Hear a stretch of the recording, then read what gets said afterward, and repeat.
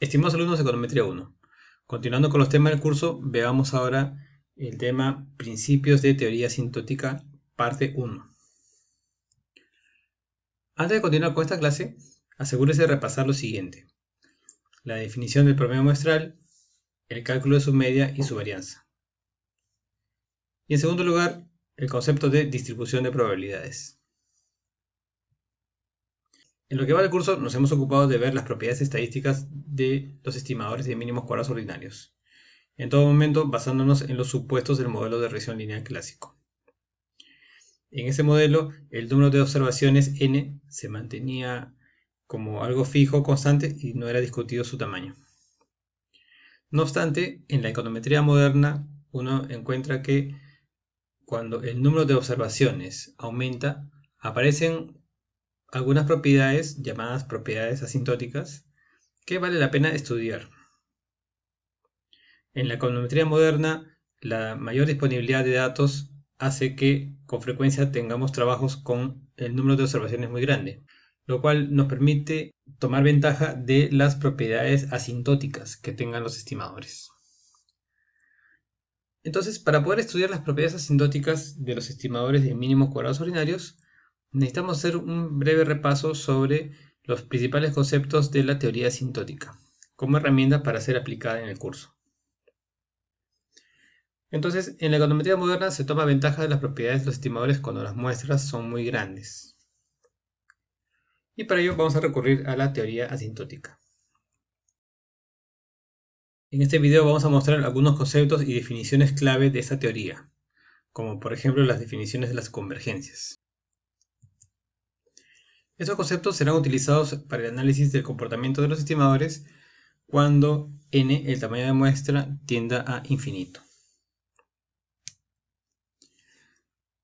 Empezaremos la discusión con un ejemplo intuitivo basándonos en el promedio muestral. Recuerden que el promedio muestral es un estimador de lo que sería una media poblacional, ¿no? El promedio muestral es simplemente la suma de valores dividido entre el número de observaciones. Entonces, empezaremos intuitivamente la discusión para luego ir formalizando y presentando los conceptos de teoría asintótica. Entonces, empezaremos el tema mostrando el comportamiento asintótico del llamado promedio muestral. Supongamos que contamos con una muestra aleatoria simple de y1, y2, y, n observaciones de una variable aleatoria y o y. Entendemos a cada y sub i como si fuera una variable aleatoria independiente de las demás variables de la muestra, pero a su vez idénticamente distribuida. Usualmente denotado esto como IID, que significa independiente e idénticamente distribuida. Es decir, aunque tengamos una sola variable y y tengamos una muestra de tamaño n, cada observación de la muestra se va a asumir que proviene de una variable aleatoria idéntica a esta y.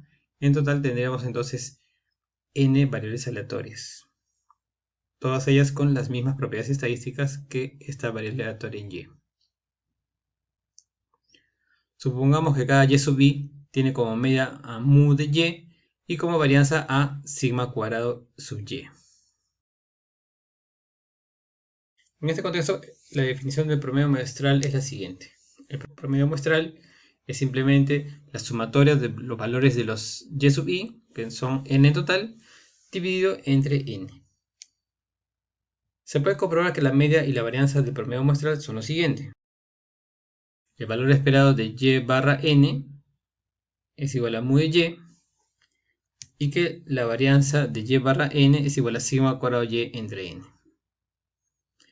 No voy a hacer aquí estas demostraciones, les dejo que ustedes mismos las encuentren y que revisen algún texto de estadística básica. Cabe resaltar algo más. Normalmente el promedio se denota como y barra, pero en esta ocasión estamos colocando el subíndice n, con el fin de indicar de que es un promedio calculado con n datos. Es decir, nosotros en esta parte vamos a trabajar con este promedio y barra n y vamos a ver cómo cambia cuando el número de observaciones aumenta. Entonces nos preguntamos, ¿cómo será ese promedio y barra sub n y su distribución de probabilidades cuando el tamaño de la muestra n aumenta? Recordad que una distribución de probabilidades tiene dos elementos: los valores de la variable aleatoria, en este caso y barra n, y las probabilidades de esos valores. Entonces, veamos este tema en forma intuitiva y vamos a seguir aquí el ejemplo del libro de Stock y Watson, Introducción a la Econometría. Entonces, nuestro objetivo es ver básicamente, dado que ya tengo una variable aleatoria que es y barra n, quiero ver cómo será su distribución de probabilidades, pero cuando el número de observaciones va cambiando. Entonces, veamos este ejemplo. Sea y una variable dummy igual a 1 si un alumno llega temprano a clases y 0 si llega tarde. Las probabilidades de ocurrencia del 1 y 0 son las siguientes. Y es igual a 1 con probabilidad p igual a 0.78 e igual a 0 con probabilidad 1 menos p igual a 0.22. Esta variable sigue la distribución de Bernoulli, cuya media es esperanza y 1 por 0.78 más 0 por 0.22 es igual a 0.78.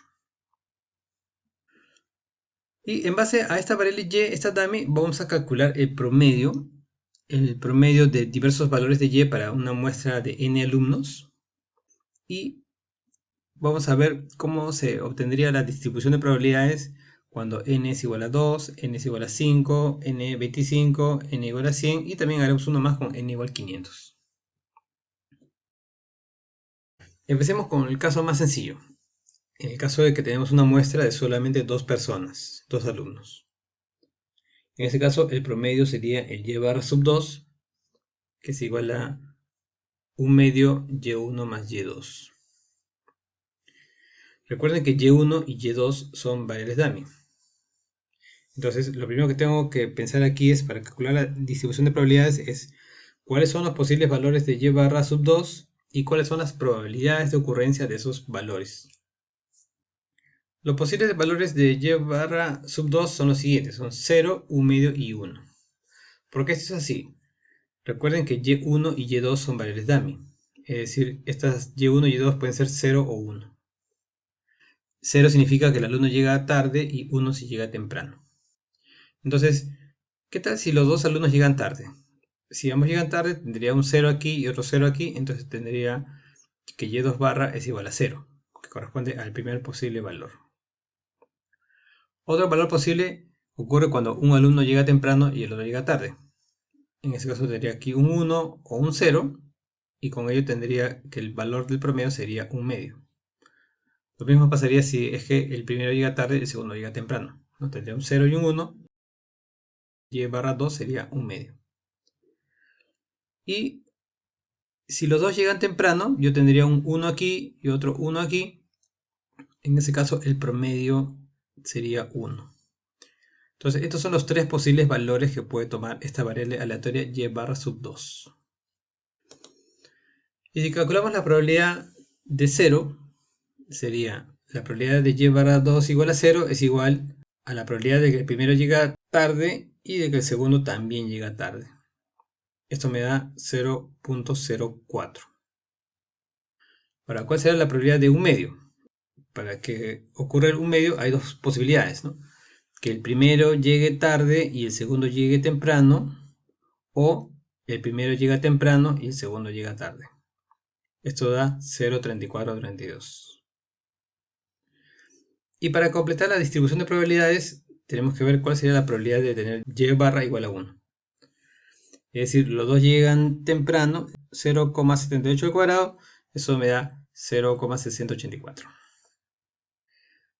Entonces con esto ya tengo la distribución de probabilidades de los tres valores. Los tres valores y sus respectivas probabilidades. Luego, esto podemos verlo en un gráfico donde las barras me indican las probabilidades de los tres valores posibles, el 0, 0.5 y 1. Y aquí están las probabilidades. Entonces la distribución de probabilidades de esta variable aleatoria discreta va a estar definida gráficamente o visualmente por este gráfico de barras. Ahora, ¿qué tal si calculamos el promedio con 5 observaciones de 5 alumnos? En este caso yo tendría la sumatoria de los valores de la variable aleatoria, que puede ser 0 o 1, de los 5 alumnos, dividido entre 5. Los posibles valores van a ser los siguientes. El primer valor 0 es cuando todos llegan tarde. El siguiente valor es 1 llega temprano y el resto tarde. El siguiente 2 llegan temprano y el resto tarde. Y así sucesivamente, hasta en el mayor valor sería cuando todos llegan temprano. La probabilidad de tener el caso de que todos llegan tarde sería 0.22 elevado a la quinta. La probabilidad de tener que 1 llega temprano y 4 tarde sería 0.22 a la cuarta, 0.78. Pero además esto hay que multiplicarlo por algo más, porque estamos diciendo que 1 llega temprano y 4 tarde. Es como elegir 1 de 5.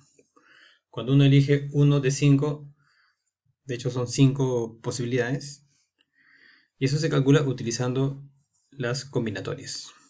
En ese caso la combinatoria sería 5 factorial entre 1 factorial entre 5 menos 1 factorial. El resultado de este producto me da este valor.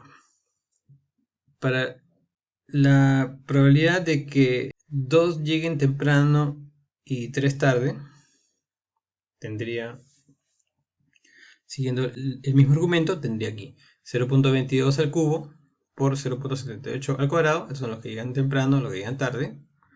Y por la posibilidad de elegir 2 de 5. Utilizando números combinatorios, esto me da 0.6478.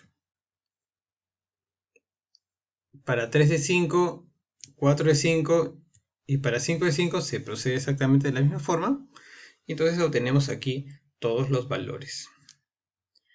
Entonces, esa es la distribución de probabilidades completa, los valores y sus probabilidades. Y el gráfico, en este caso, cuando tengo una muestra de 5 individuos, el promedio calculado con 5 individuos, voy a tener aquí los posibles valores de la variable aleatoria y barra 5 y las probabilidades, ¿no? En este caso se empieza a tomar una forma ligeramente acampanada.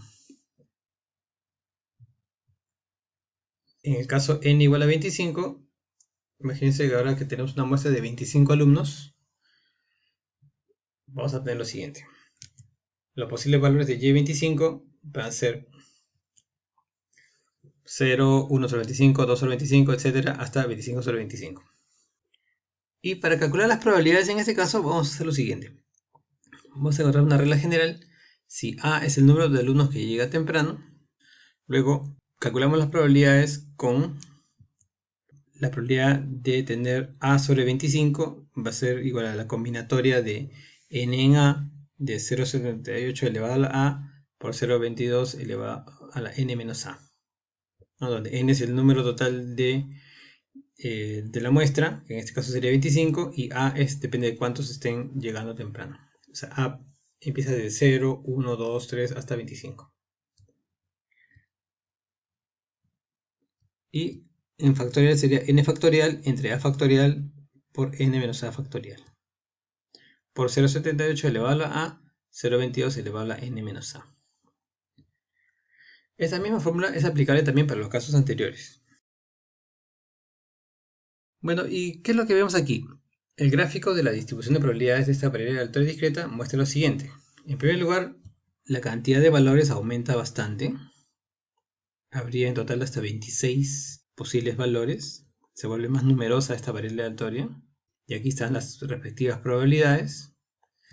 Y lo que vemos es que empieza a tomar una forma claramente de campana, cada vez más simétrica. Y se empieza a ubicar alrededor de la media de y, que era 0,78. Que era también la media de y barra. Más o menos por aquí. Ahora, ¿qué ocurre si es que aumentamos el tamaño de muestra a algo más grande todavía? Imaginemos 100. Bueno, ya no voy a mostrar los cálculos, pero el resultado es así. Cuando tenemos 100 individuos en la muestra y calculamos la distribución de probabilidades, nos va a quedar una forma de un gráfico en forma de campana casi perfecta, muy concentrada alrededor del 0,78. Entonces, noten que cuando n era más pequeño, las campanas eran más anchas, pero se va volviendo cada vez más angosta. Cuando tenemos n igual a 500, es aún más concentrada, en el valor 0,78 que era el promedio. Entonces vemos tres cosas al aumentar n. En primer lugar, la varianza disminuye. Recuerden que la varianza es la dispersión de la distribución. Una distribución más apretada como aquí tiene una menor varianza, ¿no? Esta tiene mayor varianza. Entonces la varianza disminuye, bueno, eso es lógico porque la varianza de y barra es igual a sigma cuadrado entre n. Entonces si este n está aumentando, aumenta el denominador, entonces la varianza se va haciendo cada vez más pequeña. En segundo lugar, los valores de y barra n se concentran alrededor de la media 0,78. Cada vez vemos que es más probable estar muy cerca de aquí y casi imposible estar lejos de la media 0,78. Y en tercer lugar, la distribución de probabilidades toma una forma acampanada similar a la normal. En un principio, cuando n era pequeño, la forma de la distribución de probabilidades no tenía una forma normal. Pero al aumentar y al hacerse más numerosa la variable y barra, empieza a tomar una forma muy similar a la de una normal. Ahora, es fácil imaginarse que si n tiene infinito, entonces y barra n se vuelve una distribución degenerada. Una distribución está degenerada cuando su varianza es igual a 0. Y cuando n tiene infinito, esta varianza tiende a 0. Entonces esto colapsaría en un solo punto. Entonces con toda seguridad estaríamos en 0,78. Ahora, pero si estandarizamos al promedio, dado que si tiene una forma normal, acuérdense que las normales se pueden estandarizar restándole la media y dividiendo entre la desviación estándar.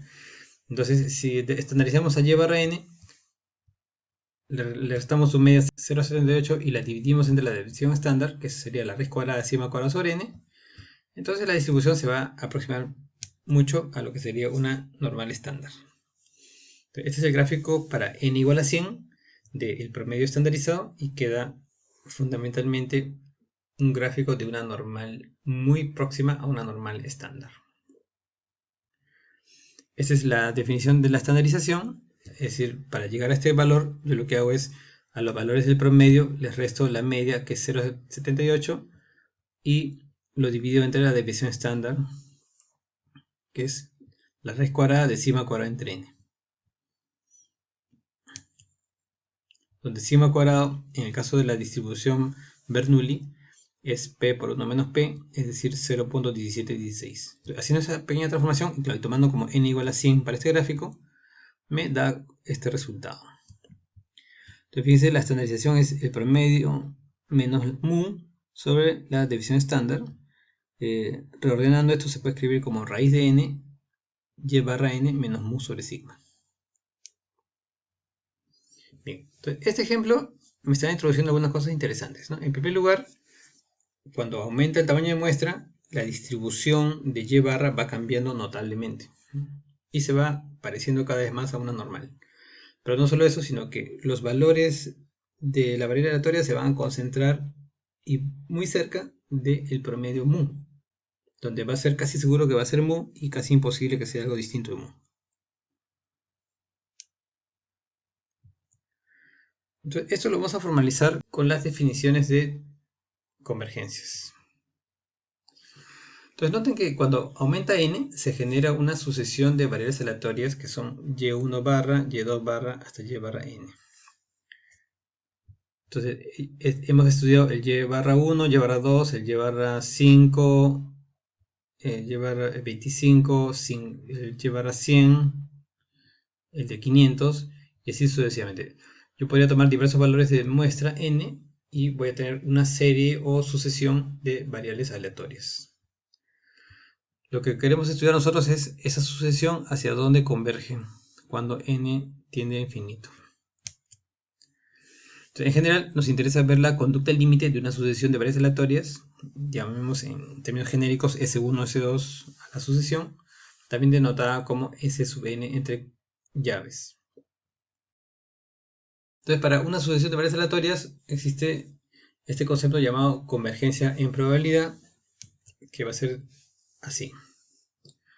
Sea Sn una sucesión de variables aleatorias, decimos que la sucesión converge en probabilidad a una constante infinita c, si el límite cuando n tiene infinito de la probabilidad de que el valor absoluto de Sn menos C sea mayor que delta, es igual a 0.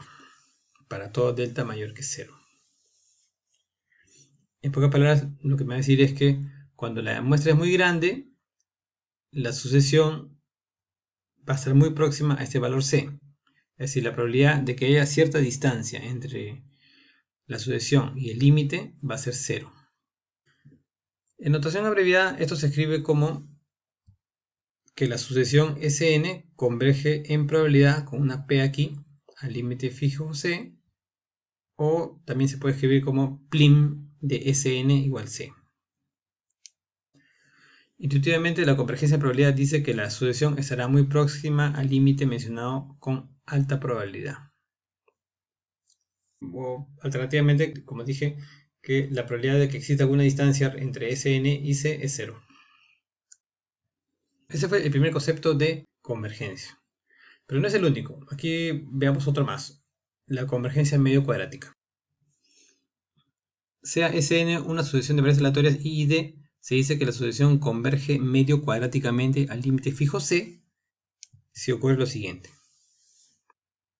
El límite cuando n tiende a infinito del valor esperado del cuadrado de Sn menos C es igual a 0. ¿Eso qué quiere decir? Sn menos C vendría a ser la distancia que hay entre los valores de la variable aleatoria y el límite al cual debería converger. Entonces lo que dice esta definición es que el valor esperado de la distancia al cuadrado es igual a 0 cuando n tiene infinito. Bien, es una forma alternativa de verlo, pero a través del valor esperado. Entonces se denota esto como que Sn converge medio cuadráticamente al límite fijo C. Con un poco de álgebra se puede encontrar lo siguiente, que la expresión del límite que está ahí arriba se puede descomponer en estas dos partes. El límite del valor esperado de Sn menos C al cuadrado es igual al límite cuando n tiene infinito de la varianza de Sn más el límite cuando n tiene infinito del valor esperado de Sn menos C al cuadrado. Entonces, vamos a utilizar esta versión alternativa para decir lo siguiente.